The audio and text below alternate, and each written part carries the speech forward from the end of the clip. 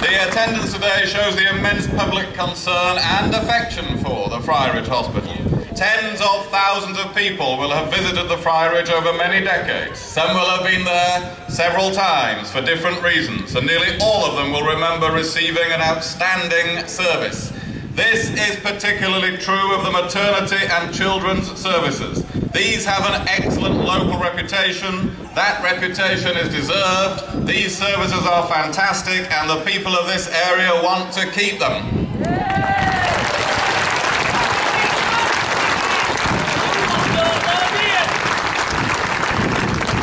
In one letter I received recently, a mother recalled a traumatic occasion when her son stopped breathing. He was rushed to A&E before being transferred to the Friarage Children's Unit, where he was placed under close supervision for 3 days before being sent home. The 24/7 care he received was described simply as exceptional. I received similar letters praising the quality of care at the Friarage on a regular basis. This hospital really matters to local people, and it clearly matters enough to you to come out and express your support today. We all want to see such exceptional care continue at the Friarage. That includes a 24/7 maternity unit. You and your children-to-be are entitled to nothing less than that.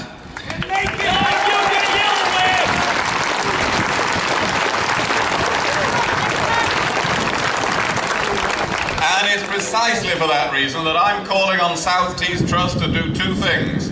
First, they should produce a positive vision of the future of the hospital. This does not just mean maternity and children's services. It certainly doesn't mean a short piece of paper or a few words. It means a detailed and comprehensive proposal that people can study, that spells out the Trust plans for future services. Such a proposal would go a long way to alleviate fears that this vitally important resource would not remain in the years to come. So we say to the Trust, let's have the vision, loud, clear, detailed and sincere. That's the first thing that we ask for.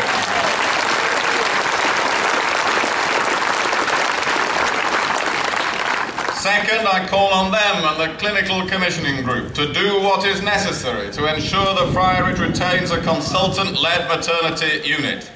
Of course, there are legitimate challenges facing the current model of children's services. These have to be addressed.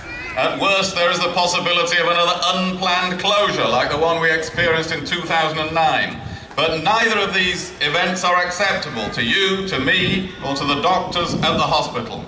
Much of the problem stems from the changing nature of paediatric provision, which is becoming more specialised. But I believe very strongly that these are difficulties to be overcome, not to be surrendered to. Similar-sized maternity units around the country have survived by working with other hospitals in their area or developing their nursing skills. The situation at the Friarage may require a totally unique solution, but if it does, it is the job of local NHS managers to solve the problem, not to give in to the problem.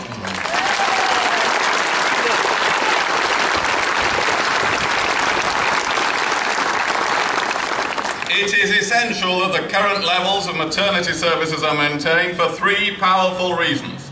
The first, which you've heard about very eloquently already, is the very long distances people would have to travel if current services at the Friarage were downgraded.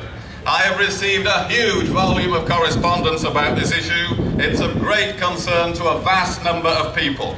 Patients already have to travel long distances to be treated at the Friarage, often through difficult weather conditions, including heavy snow and icy roads. They accept that this is part of living in a rural area. But it's unacceptable that they should be expected to travel even further than they currently do for maternity services. For a mother-to-be from Hawes asked to travel to Middlesbrough, this would mean a journey time of at least 1 hour and 45 minutes. In difficult conditions, a common feature of life in the Dales, this journey would take even longer. In a recent letter, a constituent from Laban asked me, is it really thought acceptable to have people living in Hawes drive a 104-mile round trip to hospital, or those in Laban an 80-mile round trip to have a baby or visit a sick child? And she is right. Such a situation is categorically not acceptable to me. Not only would these journeys present a huge inconvenience to many families, placing a great strain on what may already be a difficult and stressful time, but they're too long on the grounds of safety and reliability. Far from improving the standard of care, such changes would make many worse off when it comes to accessing vital services. And that brings me to my second reason. It's true that healthcare is becoming more specialised, and that is to be welcomed when it leads to improved outcomes. But this does not mean that the most vital services for any community should all be concentrated in the most populated spots. People living in rural areas are just as entitled to accessible healthcare as people who live in urban areas.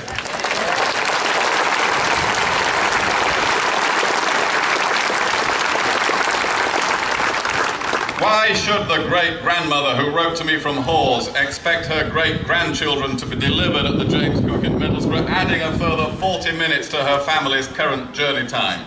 Her latest great-grandchild, she told me, only just made it to the Friarage in time after a short labour. She's right to feel anxious at the prospect of her next great-grandchild being born in the back of a car without appropriate medical help. The Trust and the Clinical Commissioning Group must remember that local health services exist for local people, not the other way round.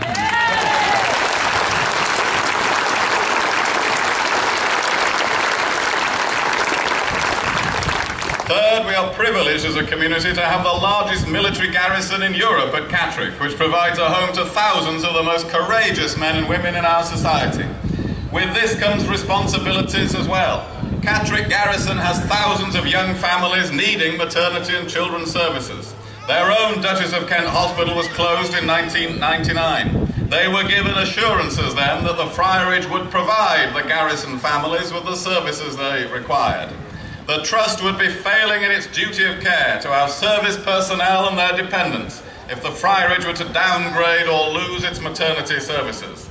Asking the lone parent of a sick child to travel the extra distance to Middlesbrough when they might not have access to a car and when a taxi is prohibitively expensive presents great personal difficulties in what is already an emotional situation.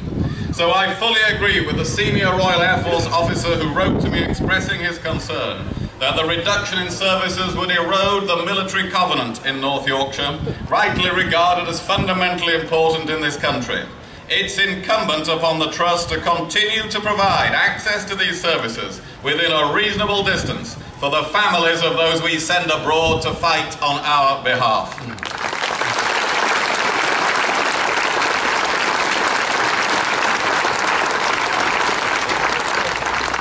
So I've given you three important reasons why proposals to downgrade maternity services are unacceptable.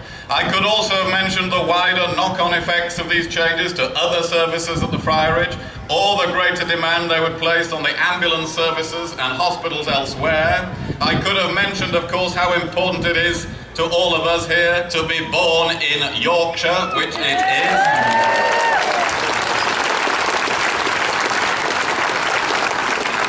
And these are reasons we all feel very strongly about. None of them are related to a partisan political position. Today's rally is supported by people of all political parties and of none.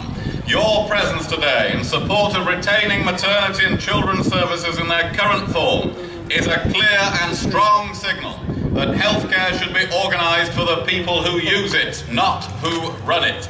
The message to the Trust.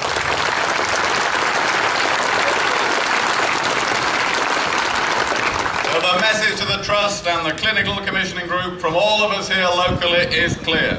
The Friarage matters. It matters to tens of thousands of people, and it has for decades. Its maternity services are a vital part of our community. It's not okay to say that because things are difficult, they must be taken away. We will not accept that defeatist approach.